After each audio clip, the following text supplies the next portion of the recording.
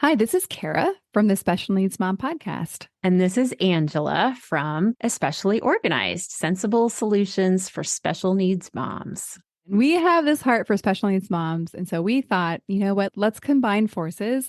And we have come up with what we're calling the P.U.S.H party. And you can pretty much guess what it is. It's a party where we're going to come together and we're going to purge or in general, accomplish a goal, a small goal together.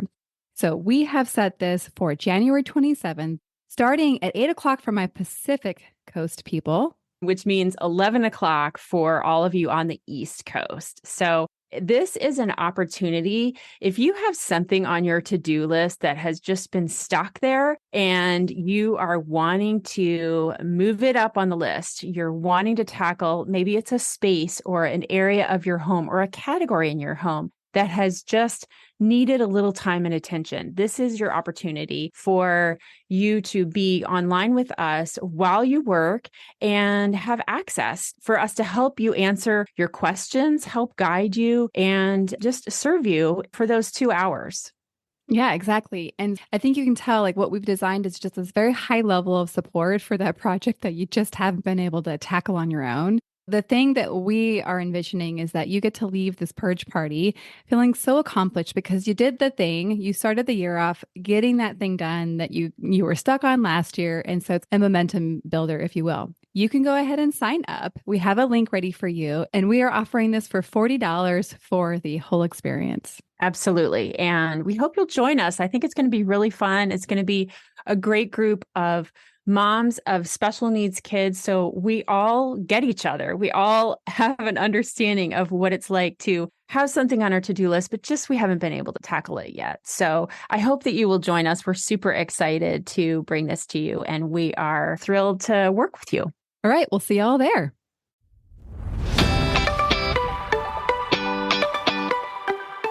Hi, I'm Kara, life coach, wife, and mom to 4 incredible and unique children.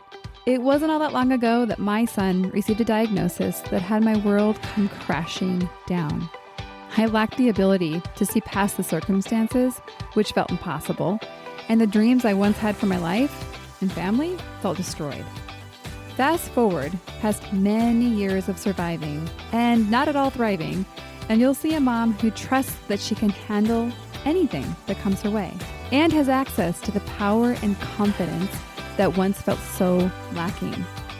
I created the Special Needs Mom podcast to create connection and community with moms who find themselves feeling trapped and with no one who really understands. My intention is to spark the flare of possibility in your own life and rekindle your ability to dream. This isn't a podcast about your special needs child. This is a podcast about you. If you are a mom who feels anxious, alone, or stuck, then you are in the right place. Welcome. Hello and welcome to the Special Needs Mom podcast. Today's episode is about takeaways from the Global Genes conference that I attended last week. And I actually wasn't planning on doing an episode like this. However, I was actually sitting in church and I was just thinking about the experience of being inside that community and the impact that it had on me. And I really was able to kind of summarize some takeaways in a way that I felt like it was important to bring to this community. One, to point to what's possible for us, and also to just inspire us a little bit. My expectation is that this episode will be very helpful and insightful to all of us. Before I get into the episode, I want to reiterate what you might have heard at the intro of this episode, and that is in this October, like basically like not tomorrow, but like really soon, I am launching the next version of the group coaching program that I have created. This actually has a name change. It's called Pathway to Peace. I do have some special things going on for people that are quick to sign up. So some like early bird type perks. And I would just love to give you right there listening this perk. So something I want to point to really quickly is why group coaching?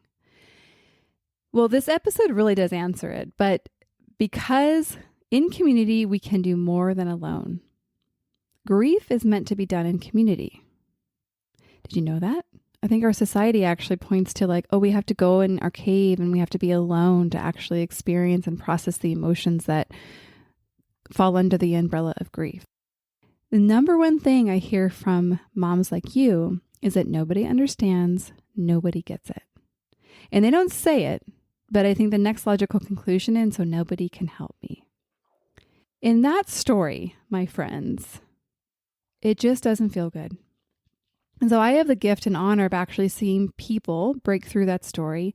And essentially that is one of the major foundational pieces of the group coaching program. That's why group. We can only do this work as a community.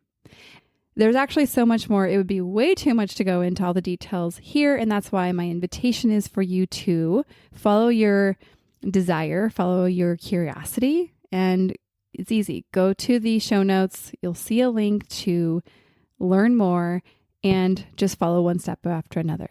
And then trust yourself. Trust yourself for what you know is the right next step for you. And obviously that might not be the program. I mean, I think that'd be cool if it was, but it might not be. So we get to actually explore that together. Okay. With that, I am excited to tell you about this conference. So for those of you that don't know, Global Genes is an organization that supports all aspects of people. So this is caregivers, this is individuals, this is anybody impacted by rare disease. What is rare disease, you ask?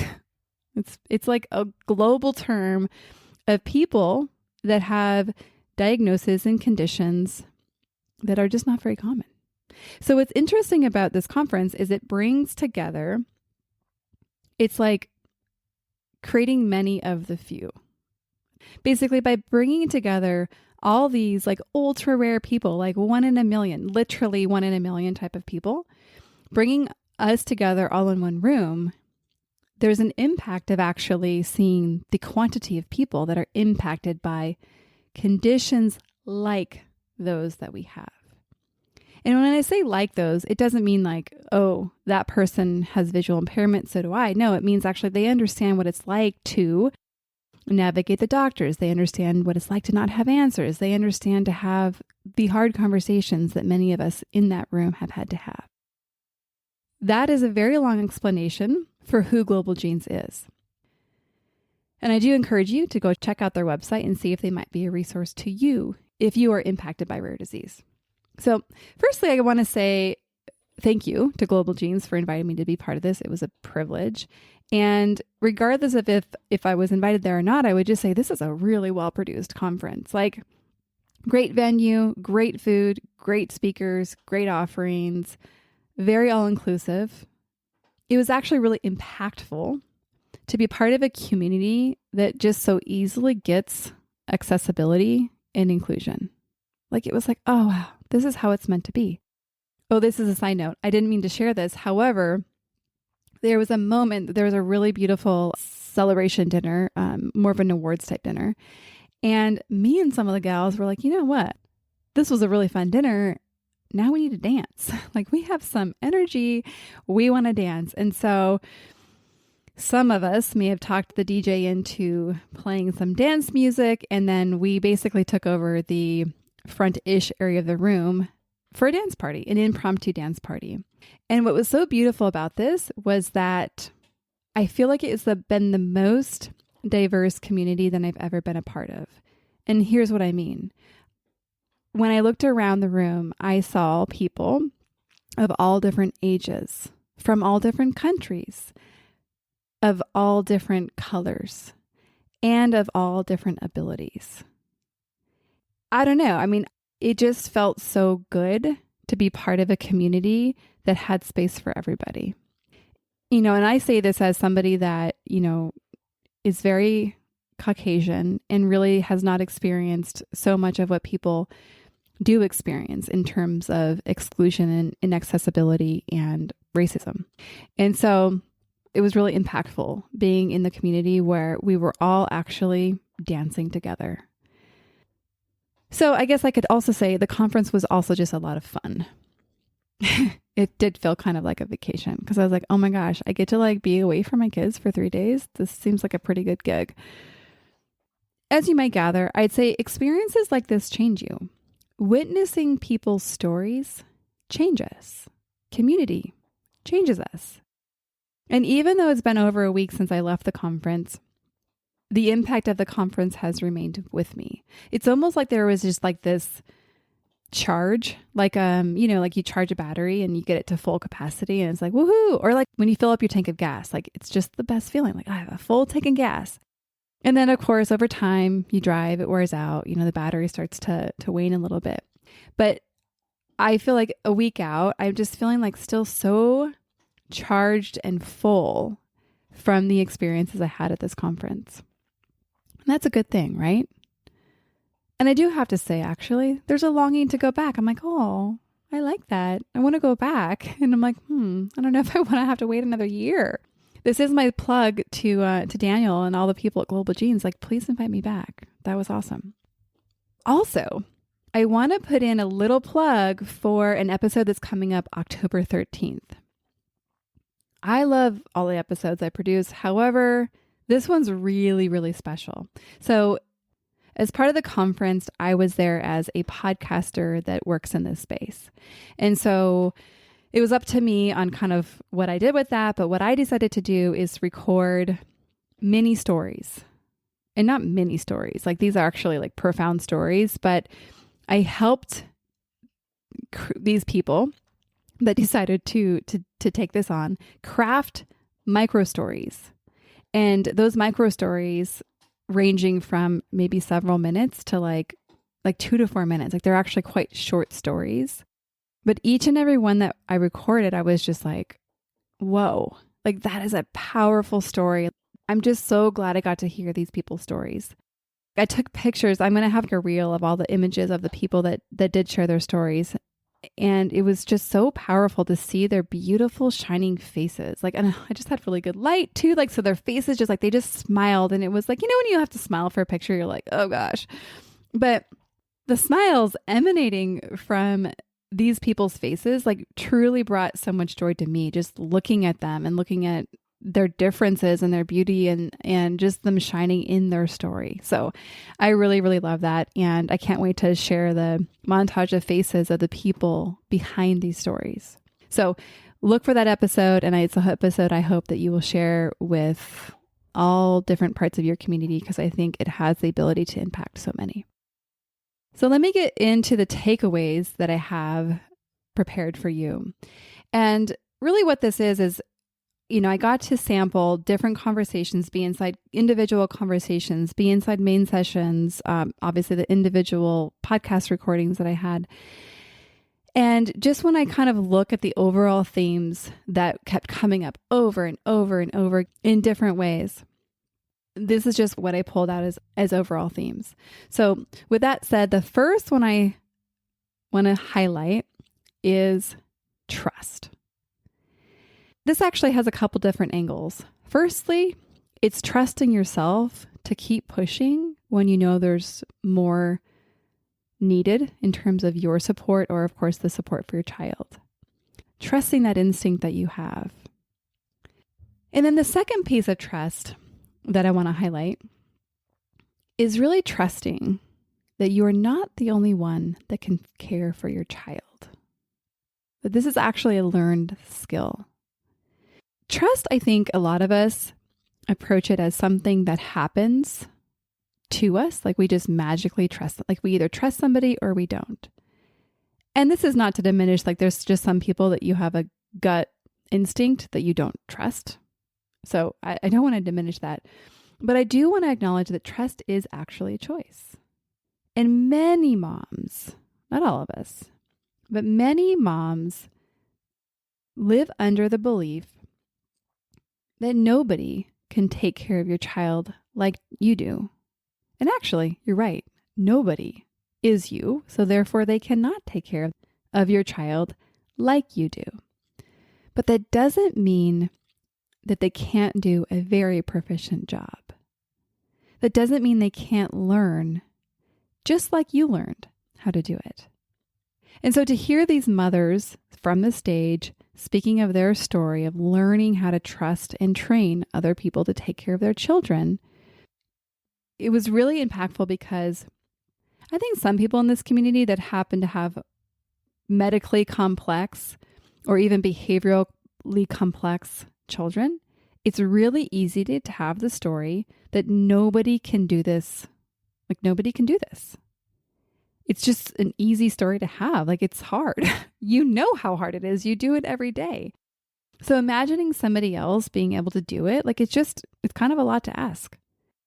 But being able to see these moms that are in your shoes too, actually having moved forward to trust people and train people to take care of their children, it was just really impactful. Okay, so moving on from trust. The next thing that came up over and over and over again, you're not going to be surprised to hear me say this, is community. With community, one of the things that had the most impact of making it better, making a significant impact on the mother's, the caregiver's life, is finding people.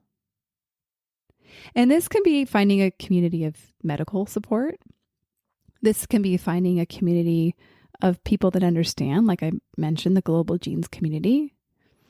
This can be finding local people. Like, it doesn't look one way, clearly. Community looks many, many different ways. But I would say the thing that actually really, really stood out is finding your people has the ability to shift your life in such profound ways. And the fun thing about community is it doesn't just shift your life. Like, clearly in community, there has to be more than one person. So when you get the gift of community, by default, somebody else gets that too. Like, we have to all play to create this. Okay. The other gift of community is that there's something very different and distinct about experiencing your story as normal and not extraordinary. I mean, there's value in actually acknowledging how extraordinary we are. Like, that's definitely valuable too.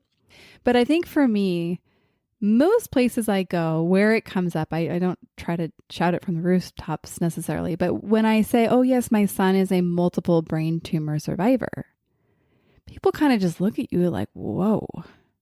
Like, there's a look. I can't describe it, but there's a look.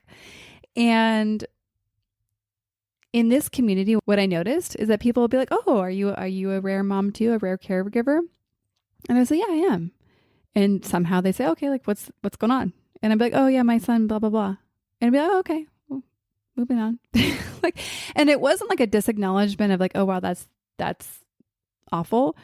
It was more of an experience. How I experience is like, oh yeah, we all have something here, and that's your hard. And I don't know, it was just distinct and different, and I liked it. So that was something notably different about being among this community. Another theme that was really apparent was purpose. I think all of us, all humans, have a desire to matter, to actually make an impact to this world. And I think this speaks to our desire to have purpose. And one thing I notice as I listen to special needs mothers is that part of the grief of the impact of your child's diagnosis is that you end up losing your identity beyond being a caregiver to your child. And that rocks us. And part of the recovery, I believe, is to find our purpose again. And this can happen. It doesn't necessarily happen in a nice, clean, linear trajectory. I think it happens more of a like back and forth. It's more of a tango than a race. And I think this happens also when we watch others living their purpose when they have the challenges like we do. So it's finding a place to become yourself again, I think, is part of this purpose piece.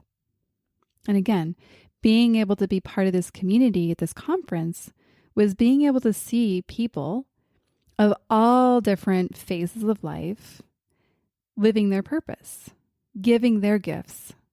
So a little shout out to Daniel DeFabio. His gift is like movies. I knew nothing about movies.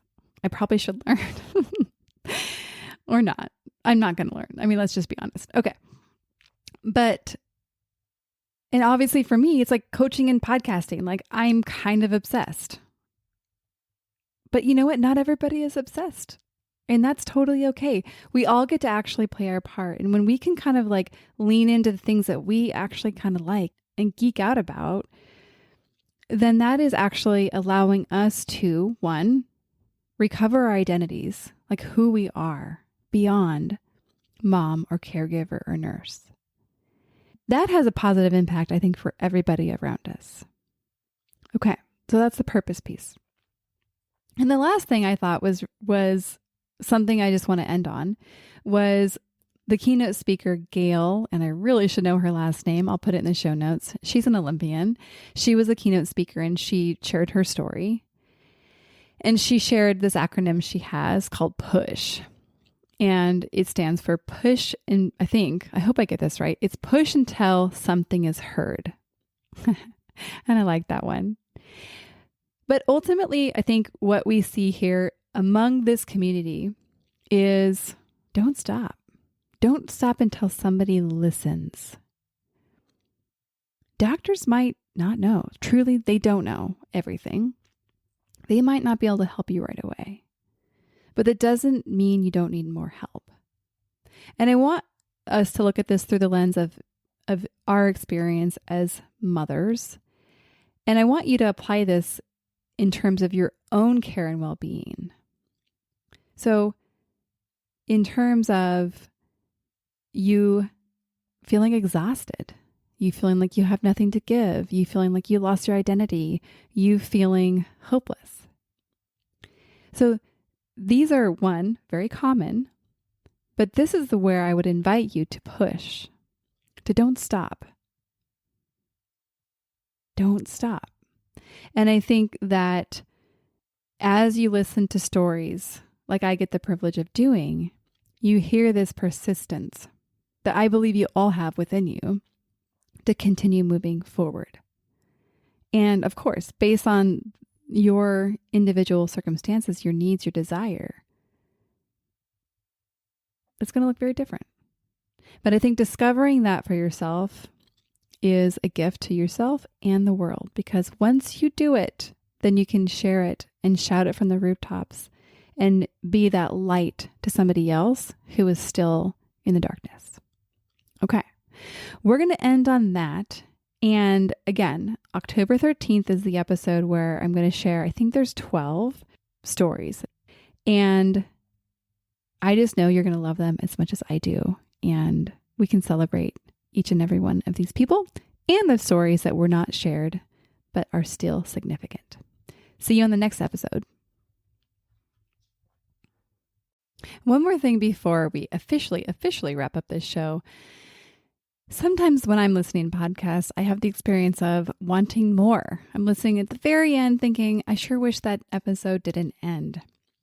I invite you, if you feel in any way the same way, I invite you to the Special Needs Mom podcast community, which is a free group that I host on Facebook, where we as a community of fellow moms who listen to this podcast and are experiencing life in similar shoes, get to talk to one another, get to share stories, get to actually interact.